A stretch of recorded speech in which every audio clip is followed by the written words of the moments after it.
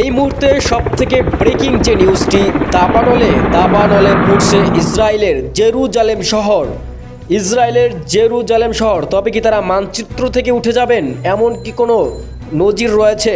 তবে এখানে রয়েছে অসংখ্য ফায়ার সার্ভিস, তবে তারা এখন পর্যন্ত এটিকে নেভাতে সম্ভব হয়নি, তাদের নিজেদের নিয়ন্ত্রণে এখনও আনতে সম্ভব হয়নি। তীব্র বাতাসের মুখে ছড়িয়ে যাচ্ছে আগুনের লেলিহান। বিশেষজ্ঞগণরা বলছেন ইতিহাসের সব থেকে ভয়াবহ দাবানল এটাই নাকি ইতিহাসের সব থেকে ভয়াবহ দাবানলে, যেটি কিনে ইসরায়েলে বর্তমানে হচ্ছে এবং ধীরে ধীরে সকল শহর জুড়ে ছড়িয়ে পড়ছে এই দাবানলের আগুন।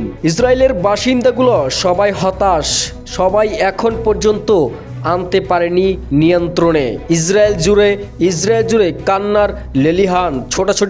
মানুষ ছোটাছুটি করছে, হেলিকপ্টার দিয়েও পানি দিচ্ছে, তারপরও এখন পর্যন্ত নিয়ন্ত্রণে আসেনি ইসরায়েলের দাবানলের আগুন। ইসরায়েলের সাংবাদিকরা প্রশ্ন করছেন এই দাবানলের আগুন কিভাবে মোকাবেলা করা সম্ভব।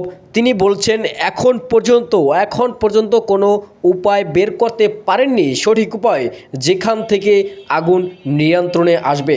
তবে জাতিসংঘের কাছেও সহায়তা চেয়েছেন ইসরায়েল। এমনভাবে